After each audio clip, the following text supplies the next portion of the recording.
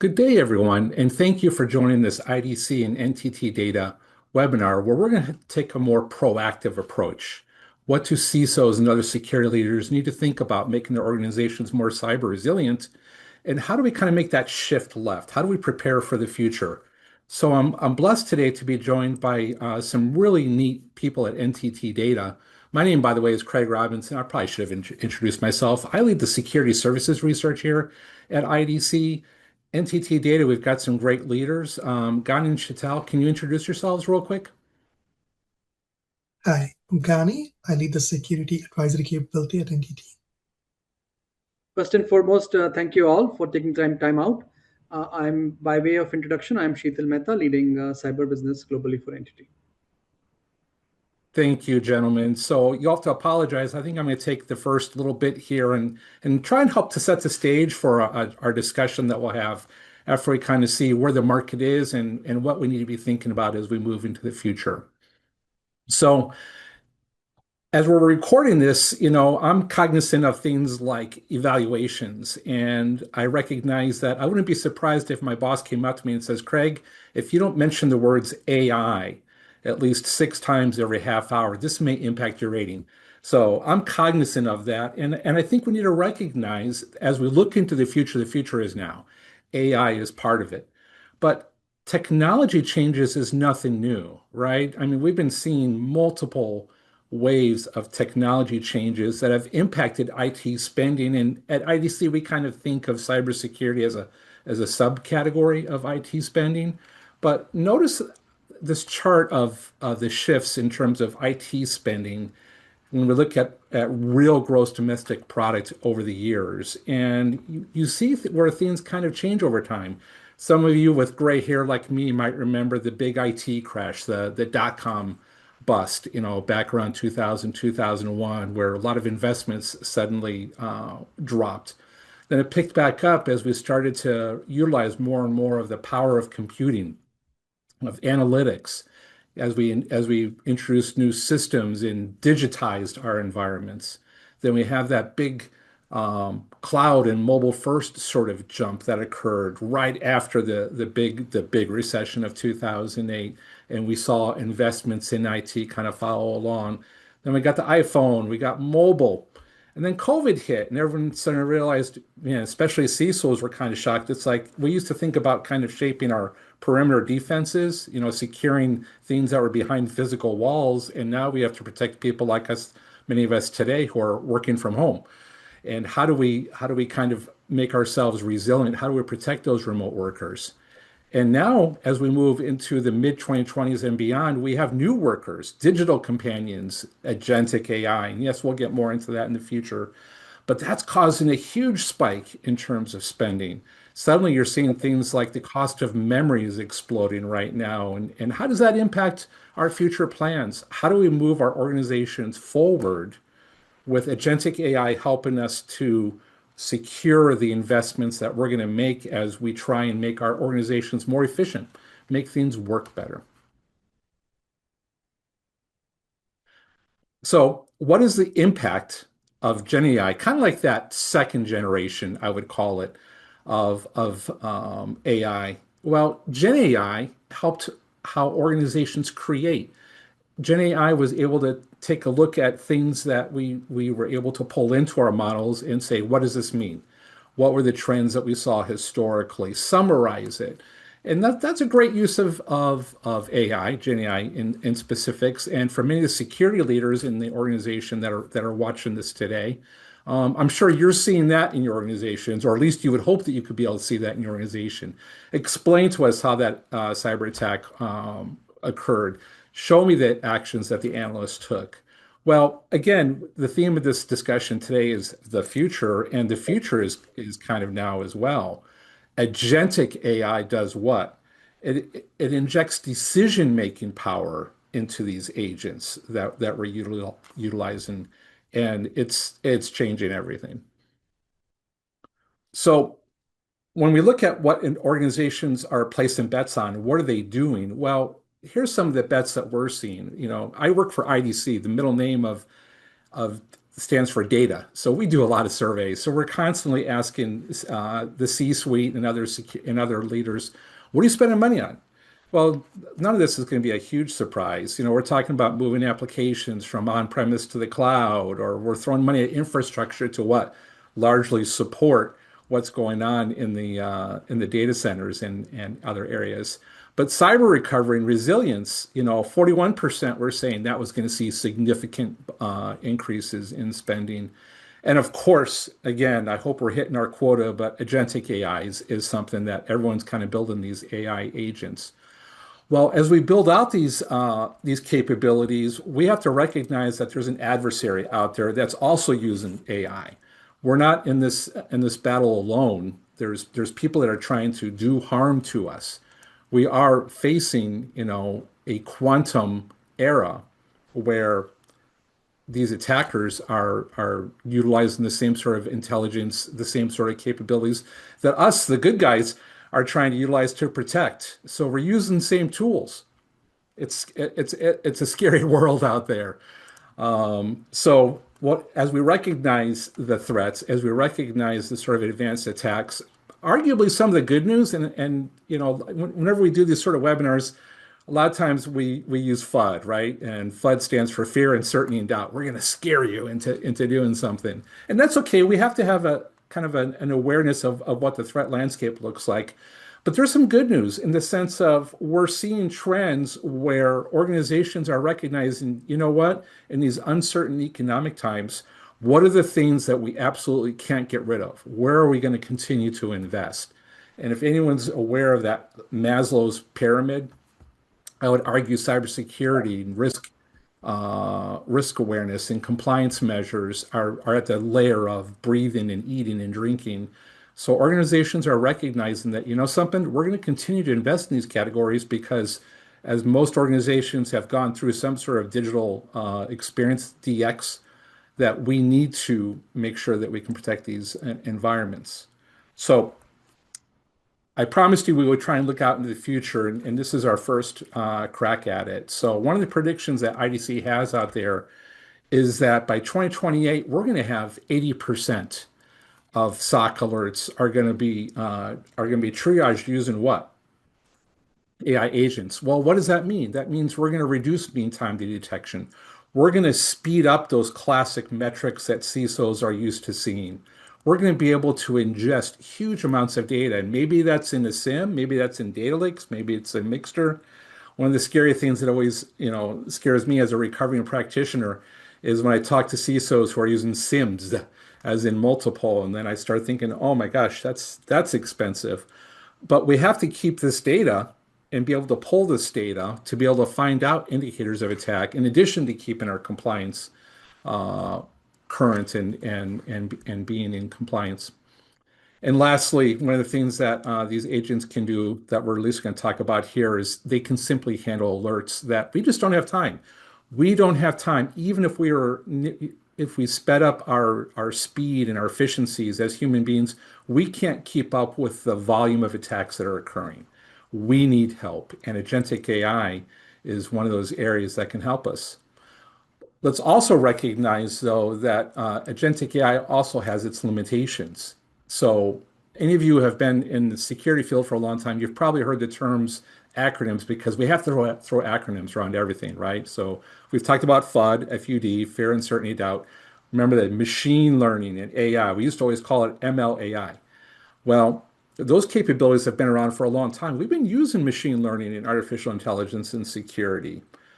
But one of the things that it is good at is it's really good at recognizing what? That we can find patterns. We can find that needle in the haystack.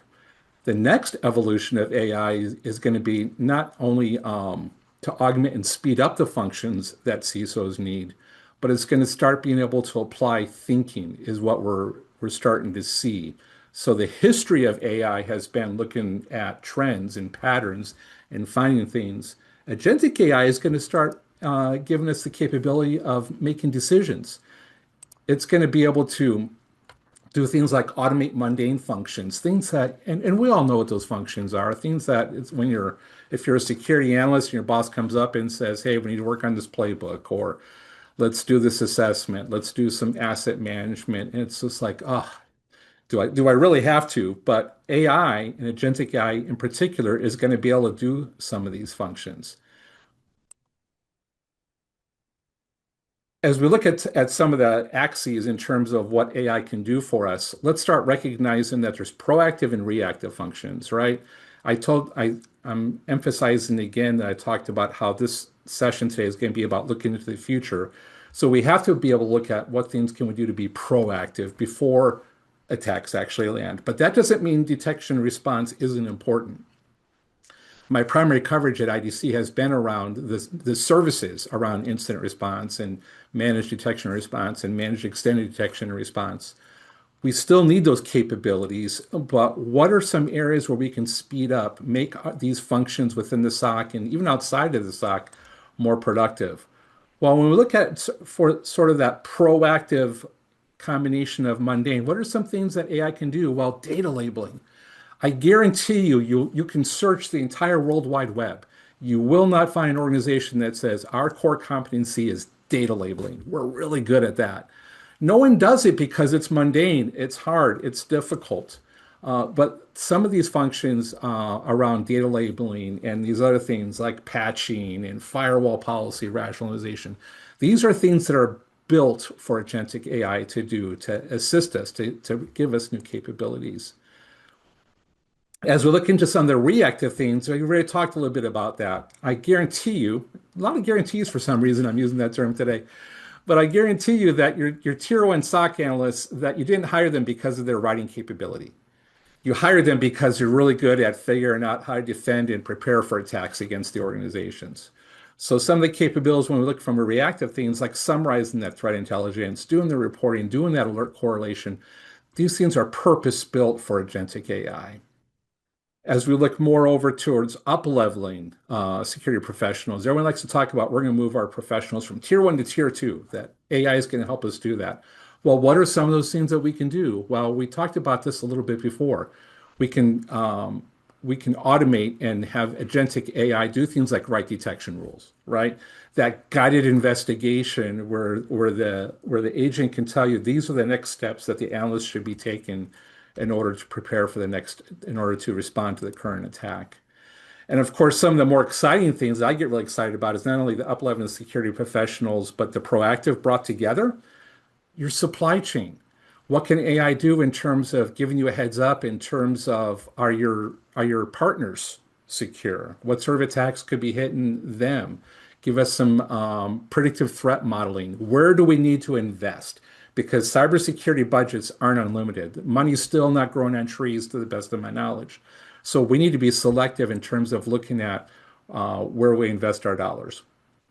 The other thing I think is really important for us to recognize is this whole concept of quantum.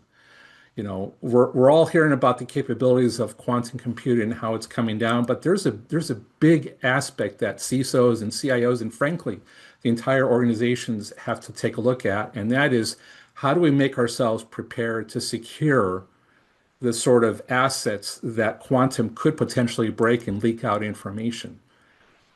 It's a big deal, and frankly, it's just starting to get some of the attention that it deserves, and it really needs to be escalated up and down the organization. We need to start getting ready. This is a train that's coming down the train tracks that we can see.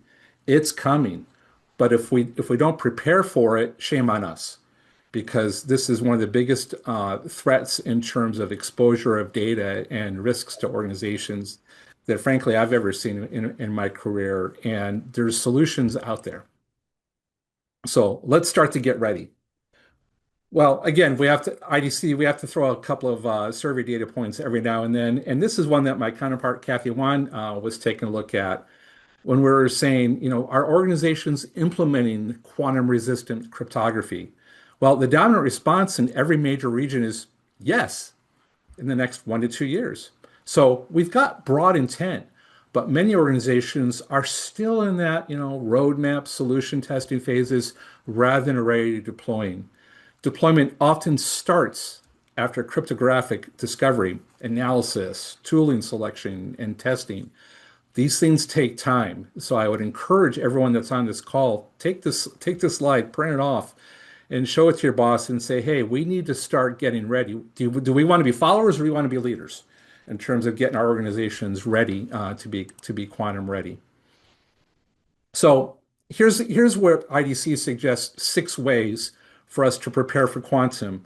And really, if you think about it, these are kind of geared towards quantum, but this is true. Probably some of these have crossover capabilities of things that we need to do to prepare organizations for the next threats and challenges that are coming up. First thing I would say is the first thing to do is build an inventory. Like I said, I was a recovering practitioner.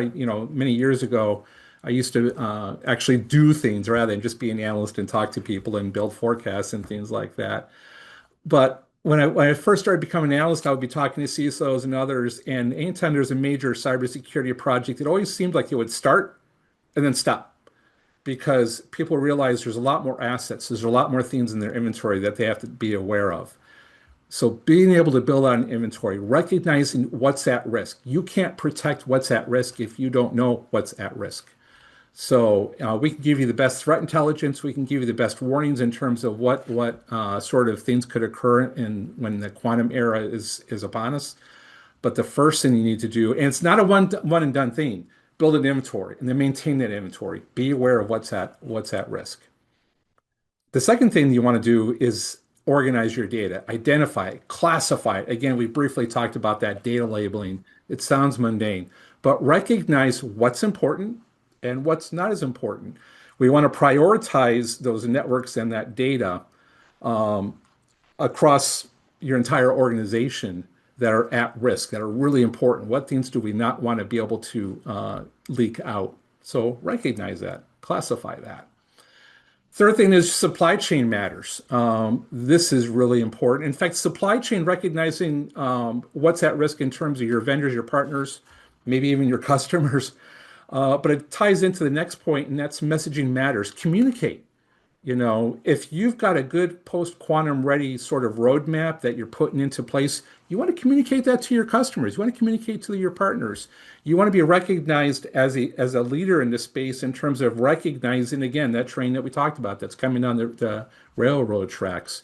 You want to communicate. So you want to communicate outside your organization, but you also want to communicate within your organizations. Make your employees, make your peers recognize within the organization that you're being proactive. For once, we're actually going to be hopefully, be able to dodge that train and be prepared for the next sort of attacks that come across. And finally, one of the last steps I think is just find the right partner. You want to work with an organization that not only understands the challenges of preparing for quantum, but also one that understands your industry and your business. And then finally, build a roadmap. Get that plan in place, publish it, hold yourself accountable, hold the people in your organizations accountable who are helping to build up that roadmap, such as the asset management and working with the partners. Let's have a plan that we can measure and make progress against, because those who fail to plan do what? Plan to fail. So one of the things I like to think about in terms of looking to the future, and I'm breaking the one rule that they always say, Craig, never, ever, ever use sports analogies in a cybersecurity presentation. So I'm a rule breaker. So I'm gonna throw out, what do organizations need to do? We need to recognize what's coming. What's the future look like? As the greatest of all time, Wayne Gretzky in hockey used to say, you want to skate to where the puck is going, not where it's been. Recognize where it's been, but let's go to where stuff is actually happening. And what's happening right now is the good guys are losing the speed war, right? Breakout times are being measured not in years, months, weeks, days, hours, minutes, it's even seconds. So what are some of the things that we need to start thinking about our investments, recognizing while we've made a lot of investments over the last couple of years in things like EDR and MDR and SIMs. Yeah, MDR is really important, but keep in mind the market is shifting left. Our mindset needs to be able to set up cybersecurity leaders to say, how do we do things like incorporate threat intelligence into our environments? Get that contextualized threat intelligence from our partners that say, here's the sort of attacks, here's the players that are coming after you. Here's what's going on in your region, in your business, in your area. And then have that sort of risk-centric mindset. How do we reduce risk? How do we shift risk? How do we mitigate risk? And be prepared to have those discussions with the C-suite across the organizations. Kind of make this a team building exercise that we work across as we try and make our organizations more resilient because we want to win this war. And trust me, we're in this war. We're in this cyber war, and let's keep the progress going. Okay, I think it's time now that we need to bring Gani and Sheetal back in. Gentlemen, thank you so much for this opportunity to spend some time with you today and kind of talk about the challenges and the advice that NTT Data can provide to others. But before we jump into this, can you tell me a little bit about yourself and your current roles at NTT Data? Yeah. So, Craig, once again, first and foremost, thank you for taking time out. And hello to everyone. A quick introduction. By way of introduction, I represent the cybersecurity business for NTT. Hi. Okay. Thank you for joining us today. I'm Gani Bhagavatula. I lead the global capability for cyber advisory at NTT Data. What it means is we work with customers in the consulting leadership area. We generally tend to help them with their transformation challenges, assessments, and generally preparation for the future and preparation for proactive risk management.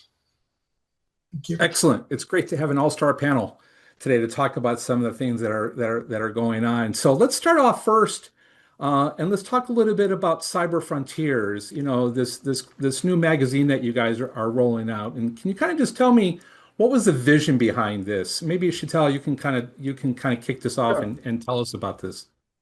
Sure.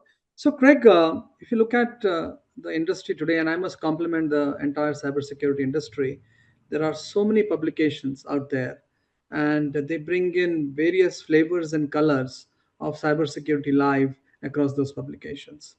So, when there are so many publications, why another magazine called Cyber Frontiers? And frankly, if you just go back with the ethos of entity, we firmly believe in creation of safe, secure digital society through collaborative journey. And effectively, the magazine focuses on bringing together various practical, forward-looking thinking processes to solve today's problem and be ready for what's next. And for that, we actually take a collaborative approach.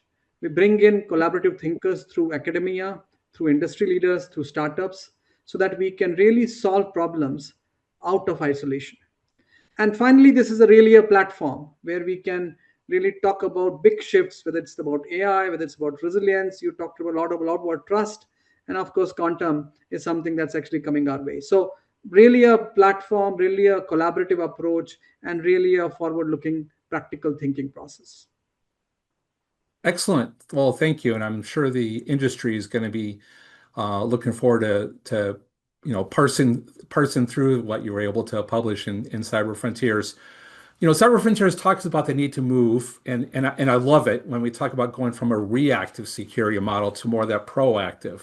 So what does that mean? And Gani, maybe you can take this question. You know, what advice would you give to organizations who are kind of starting down that journey of moving from a reactive to a more proactive sort of mindset? Sure. Thanks, Greg. So traditionally, cybersecurity has been reactive. We've been preparing for what to do when an incident happens, right? That's been the role of cybersecurity traditionally, right? And it's all about responding to incidents, and the threat environment was also fairly static in the past for us, right? Mm-hmm. However, when we look at what's happening today in the context of AI driven threats and so on and so forth, right? Modern businesses need to focus on business resilience, and that demands more than just reacting to incidents, right? It's not just about reaction; it's about preparation there, right? For that proactive preparation, for organizations to be able to protect their critical assets, they need a continuous detection and continuous threat evaluation model, and the response also needs to be able to navigate the evolving threat landscape, right? For that to be effective, the entire process needs to be simple, and it needs to be seamlessly integrated. And we need to have that swift, smart, coordinated responses from cybersecurity, right? And that is why we have kind of discussed that in Cyber Frontiers. For CISOs, I think what this means is this starts with understanding their assets, their dependencies, and the business process that matter most. What I firmly believe is that cybersecurity is going to be more about business in the future than about Mhm. cyber per se, right? So with that change, we need to align both the systems, people, and process around risk and resilience. Leveraging AI and ML for this is obviously a given in this process. But the proactive preparation also aligns the C-suite and brings their full engagement into the cybersecurity mission, is what I believe. I love that. I love how you brought trust into that. I'm literally part of a group at IDC called the Security and Trust Function. And trust is something that we're going to definitely have to work on as an industry and building trust up into our capabilities. Let's talk a little bit about speaking of trust, let's talk about things such as deep fakes and disinformation.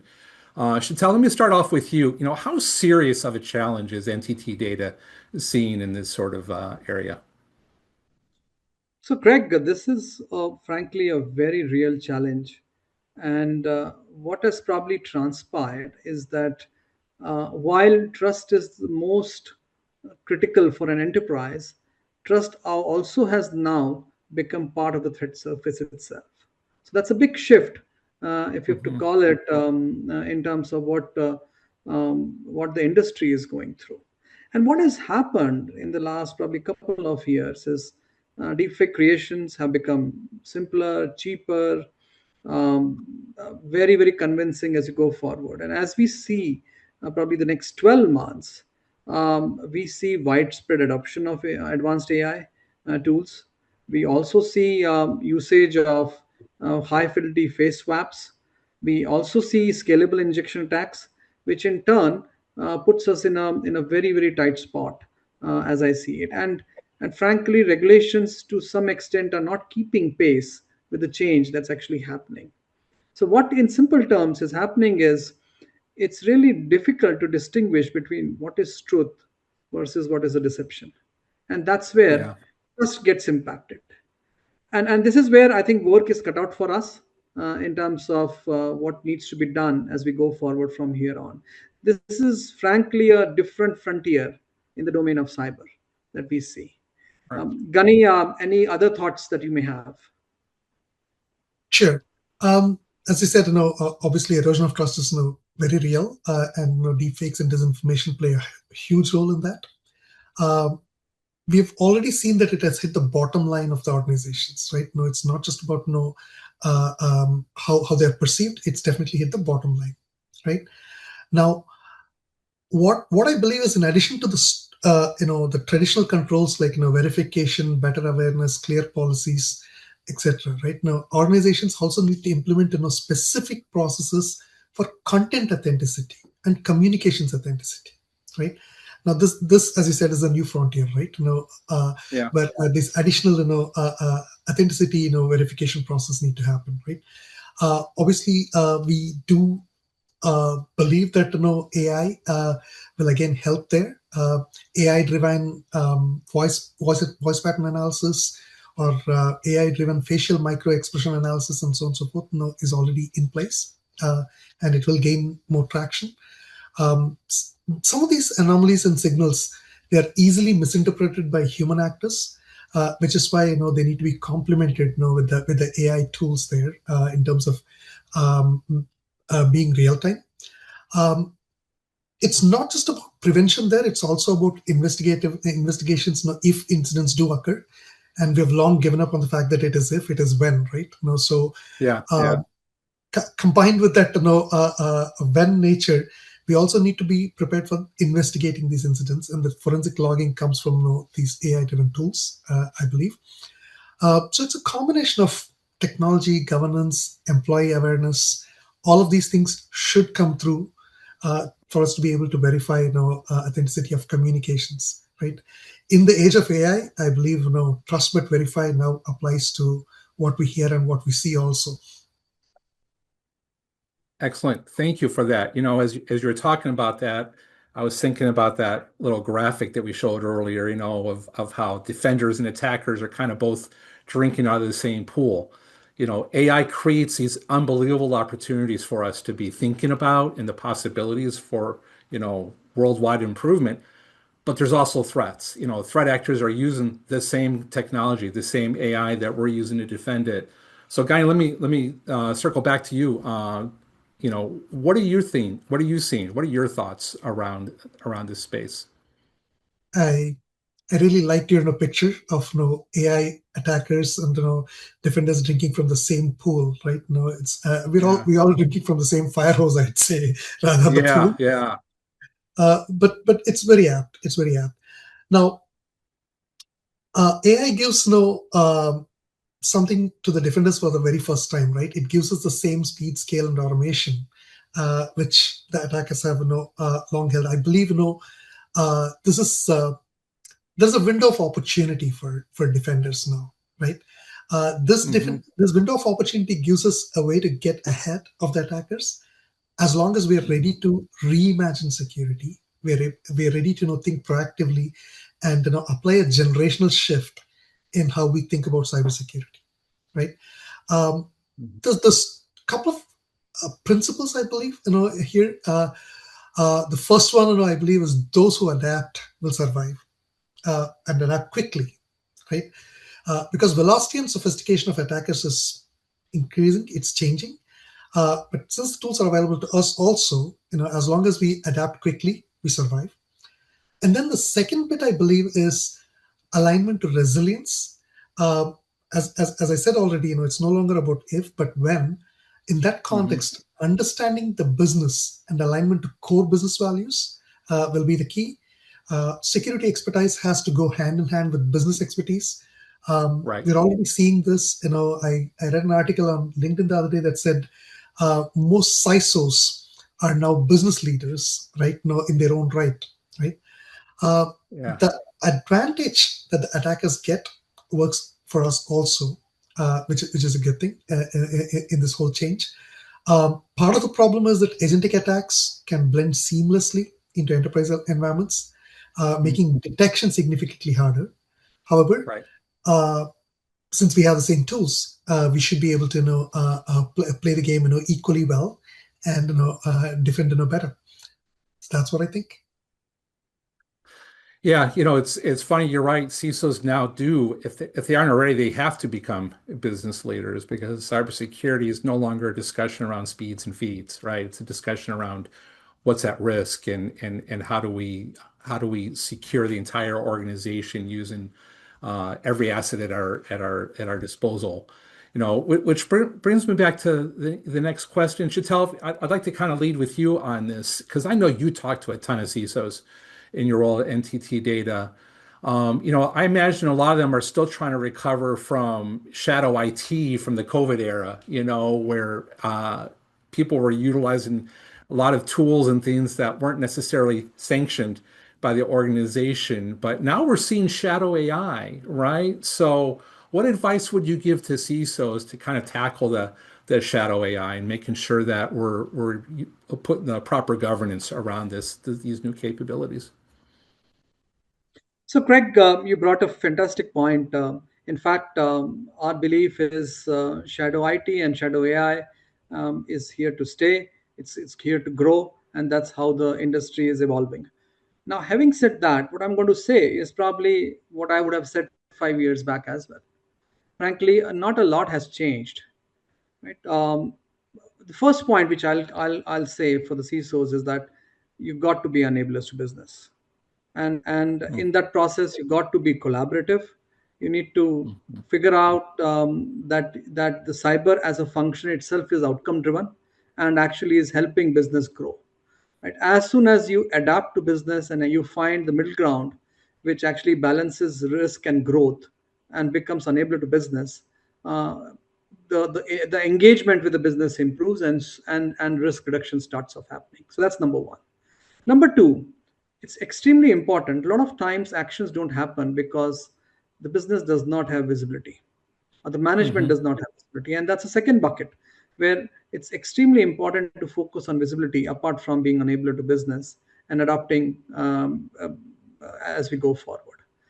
And finally, number three is really laying down the right governing processes where you work hand in hand with the business to measure, to baseline and measure and take actions as you go forward.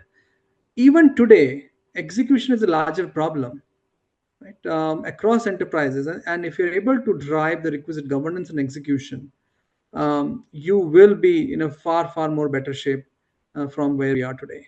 So, if I have to really summarize, it's all about collaboration, it's all about visibility, it's all about outcomes, and it's all about how you execute the cyber function within your Right. enterprise. I love that outcome-centric sort of model. That's so important. We need to be able to demonstrate what these investments that were put into cybersecurity are enabling the business to do. So CISOs can truly be business leaders. As we talk about that upcoming future, and I probably spent maybe too much time on this, but I want to get your guys' thoughts. So Gani, this question is to you. There's a lot of interest, on how do we handle this new post-quantum era that we're going to be hitting, whether that's 2 years out or 5 years out, or the expectations or the timelines vary out there. But are you seeing that this is something that CISOs are really starting to plan for today? What are you seeing when in your discussions with CISOs out there? Yeah, that's a very good question, Craig. Now, I was kind of surprised when I saw your numbers. When you said 40% of CISOs are already focusing on post quantum. Um, Yeah, there is a lot of there are a lot of forward-looking CISOs who are planning for it now. Um, yeah, but I'm not sure of the 40% there right now. However, yeah. the transition to post quantum, I think everybody recognizes that as it's not a simple patch. It requires mapping quantum vulnerable assets. It requires asset inventory, as you said, and usage patterns and so on and so forth. Right now, the size of the problem is well recognized. Um, in some ways, I think the AI and agentic AI buzz that has happened in the last couple of years has kind of sidetracked the conversations on post quantum, because I remember even as way back as in 2021, I was starting to have these conversations with CISOs about post quantum and how to prepare and all that. And suddenly there's been derailing of that whole conversation, right? However, I think these two lines will merge, right? Hmm. The AI lanes and the post-quantum lanes will merge, Hmm. and what we'll see is application of AI for creating those asset inventories, for documenting those usage patterns, for data classification, and so on and so forth. And the focus will become very real in the next couple of years. There's some deadlines from regulatory bodies that indicate 2027, and there's lots of conversation definitely happening, right? As I said, the forward-looking CISOs, especially in the financial sector, they're definitely thinking Hmm. about this today. They're definitely planning Yeah. for this today. Whether it's uniform across all other sectors, I don't believe so, right? Uh, what I also believe is that a new trust architecture needs to emerge around post quantum, right? And as I said, that only happens once you start reimagining things, with AI and with agentic in place. Uh, Existing technologies such as quantum key distribution or quantum random generation and PQC, they all will help build that secure framework. We have seen NIST and other global bodies release some new cryptography strategies and algorithms. We've also seen some of them being broken just using classical cryptography. So that activity is happening. Real focus, I think it starts now. Excellent. Great advice. And I doubled down on what you said. I've yet to talk to a CISO of any financial organization that doesn't have quantum at the top of their agenda. There's just simply too much at risk from a pure financial perspective for them not to be prepared for that. But let's start to look more into the future. So, Chantal, let me bring you back into the conversation. What sort of advice would you give CISOs as they prepare for not only 2026, but also over the next couple of years? What should they be keeping top of mind? What should their priorities be? So, Greg, if I have to really summarize, I probably have 4 points to really focus on and our CISOs to focus on. Number Okay. one is simplification of cybersecurity. I am Mhm. of a firm believer that, and let me contextualize when I say simplification of cybersecurity. I firmly believe that for cybersecurity to reach the business, for cybersecurity to reach the larger enterprise or every employee within the enterprise, security needs to be simplified. And that's the mantra for it to be really enterprise wide as you go forward. It's also important to really simplify security where you also lay down the baselines in terms of what your security risks are, what's your maturity level is. That's the starting point that you need to really start off with. That's number one. Number two is today cybersecurity is extremely fragmented. In fact, my recommendation to all the CISOs will be to really see how you can reduce the various silos that you have in your security buckets.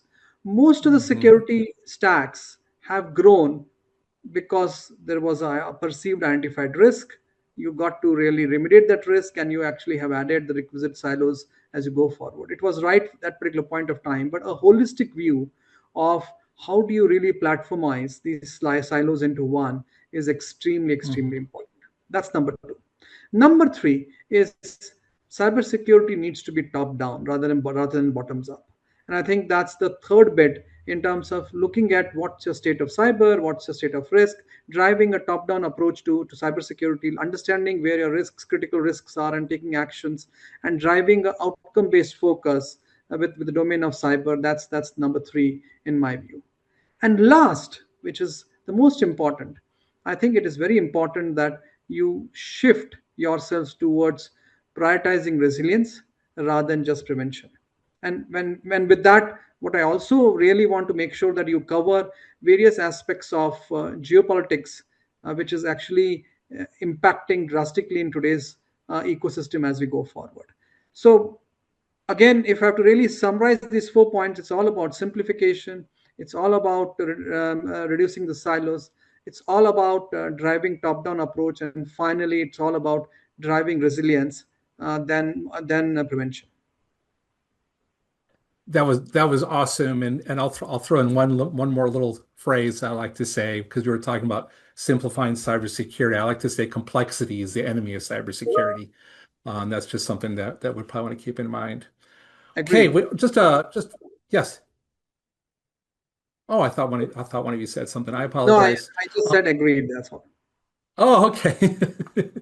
So, one of the things that Cyber Frontiers talks about is this whole skills gap. And, we've been talking about this forever. And it's funny, it used to be in IT where we talked about skills gaps, and that's kind of been inherited into cybersecurity. So, when we talk about this new era of agentic AI and a world shaped by AI and the agents, what needs to be top of mind? And Gani, I'll go to you on this. Thank you, Craig. Now, this one's not particularly close to me because that article you're referring to from Cyber Frontiers, I was one of the authors on that one. Oh, So, okay, good. so as we said in that article, right?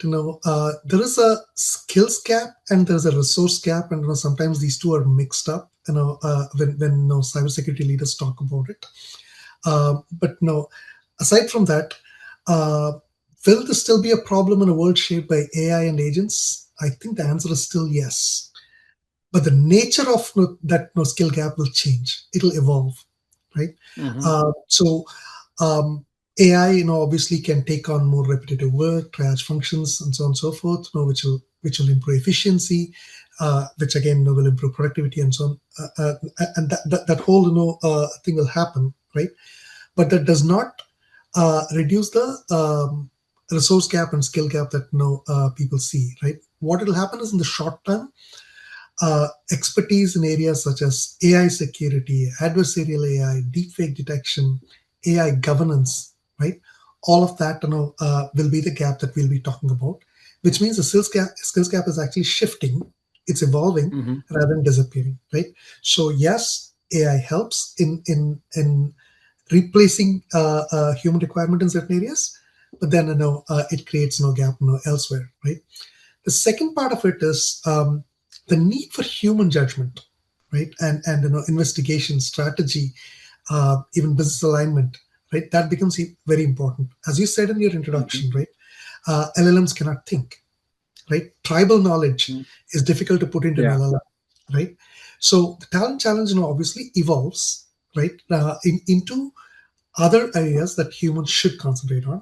Regulation also helps to an extent here, because many countries are leaning towards a regulation that says AI cannot be used for decision making that impacts people.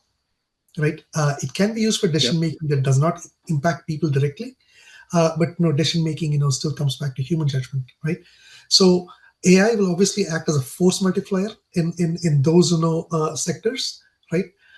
However, it'll just complement human expertise. It'll complement human creativity and judgment. And in conclusion, right? Will it really change? Yes, the nature of skills gap will change, but the skills gap will remain. Hmm. Okay. Chattel, as I talk to CISOs and other industry leaders in cybersecurity, one of the common themes that I'm seeing everyone kind of tell me is how poorly, and I hate to beat on all of us, I'm beating on all of us, how poorly our governance is. Some of the issues that come up, in this new era deal with, really at times poor governance.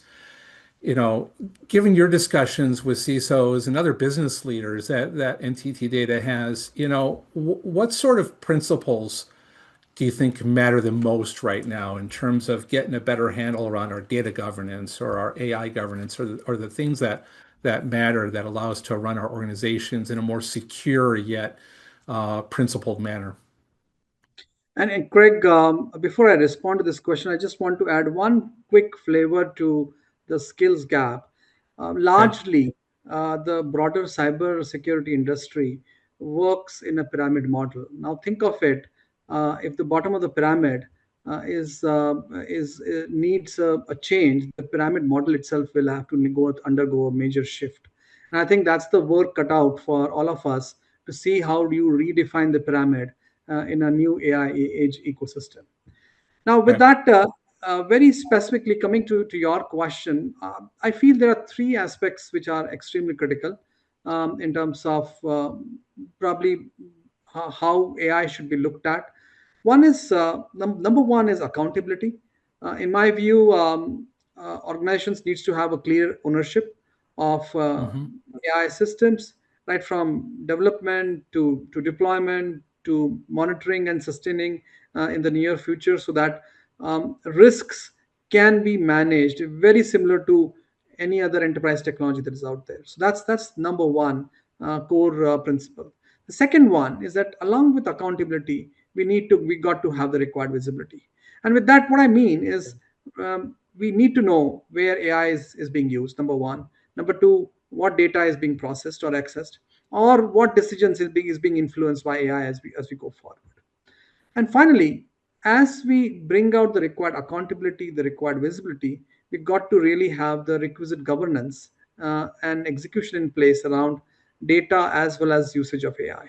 And in simple terms, what we're trying to say is really how do you make AI trustworthy in terms Hmm. of the data they are being trained on, the data they have access to, whether there's a strong data classification, and the requisite policies that are actually being driven. So, really governing the process will be the third important thing as we go forward. Those are some great points. So thank you, Chantal, for bringing those top of mind for everyone to think about. As a final kind of question, I'm a very visual person, so I still like to look at, articles that have like great graphics and good pictures and good charts. So as I read through Cyber Frontiers, I was really excited. Not only was the great content, but it was just kind of visual appealing. So I guess that's my call to action to everyone to go get a copy of that and to download that and to read it. But Gani, since you were one of the co-authors on that report, what would be your encouragement to people as they read through that magazine? Uh, you know, uh, I'm probably the wrong person to ask, simply because I'm very biased about it. As you said, I've been part of the authorship. So I have I mean, the bias apart, right? When we started thinking about this, the idea was to inspire new thinking while providing actionable steps for organizations that Mhm. to start off on. Right now, that's a very critical blend. It's a Mhm. blend of a strategic perspective and practical ideas. They don't normally go together, which is where we were trying to hit that sweet spot.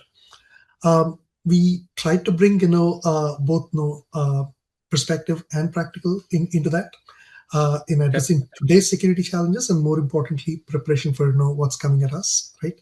So I do think for anybody shaping security strategy for 2026 and beyond, it's a good resource. It's a strong resource for framing security priorities and next moves. So there you go. That's the reason for you to download it and read it today. Awesome. Awesome. Well, thank you for, putting that sort of magazine together. Even it's a digital magazine. That's a lot of blood, sweat, and tears. So I want to thank you guys for putting the investment together to put that sort of thought leadership out there. We really appreciate it. Look, we could talk for hours, but I think we'd get in trouble, and frankly, I don't think anyone wants to look at us that much longer. So we're going to close up shop here. I want to thank everyone for taking your time to listen to us. I want to thank Gani and Chital for inviting me to kind of facilitate this discussion at the end.